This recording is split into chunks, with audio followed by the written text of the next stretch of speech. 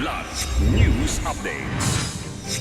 Mga balita ngayon, senior citizen patay, anak sugatan sa pamamaril sa harap ng hotel sa Makati. Pagbisita ni VP Sara kina Senator Marcoleta, Defensor at Estrada sa QC Jail.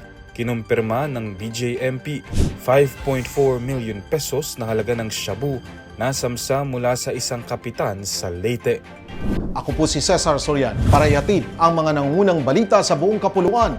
Ngayon, Patay ang 63 anyos na ina habang sugatan naman ang kanyang 26 anyos na anak na babae matapos silang pagbabarilin ng hindi pa nakikilalang suspect sa Makati City ayon sa Southern Police District o SPD.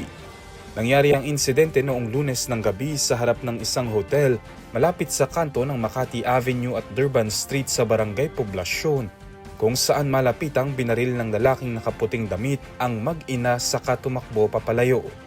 Dinala sa Makati Medical Center ang mga biktima ngunit idineklarang dead on arrival ang ina.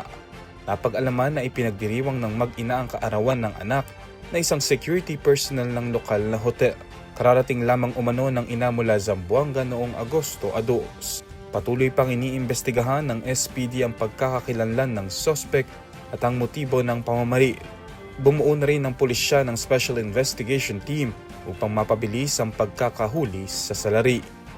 Kinumpirma ng Bureau of Jail Management and Penology o BJMP nitong Miyerkules na bumisita si Vice President Sara Duterte sa Quezon City Jail Male Dormitory noong Martes, Agosto 4. Ayon sa BJMP, nakipagpulong si Duterte mula alas 12 ng tanghali hanggang alas 3:20 ng hapon kina Senador Rodante Marcoleta, Senador Jinggoy Estrada at dating Congressman Mike Defensor habang nasa pasilidad. Wala pang inilalabas na opisyal na pahayag ang kampo ni Duterte at mga mambabatas tungkol sa layunin ng naging pagbisita.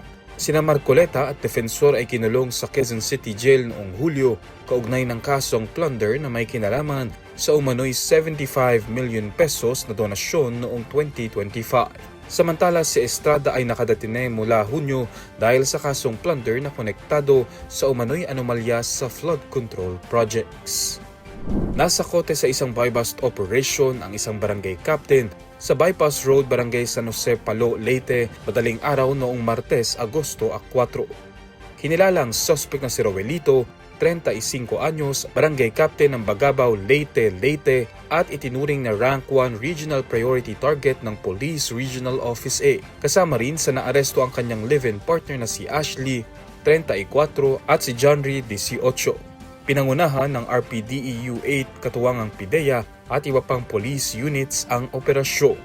Ayon sa ulat, umabot sa 805 na grams ang nakumpiskang shabu na may tinatayang halagang 5.47 million pesos kasama ang ilang drug paraphernalia. Mahaharap ang mga naaresto sa kasong paglabag sa Comprehensive Dangerous Drugs Act of 2002. Para sa Kidlat News Channel, ako si Renza Linon, nag-uulat. ako po si Cesar Soriano kasama nyo sa bawat pagputo ng balita.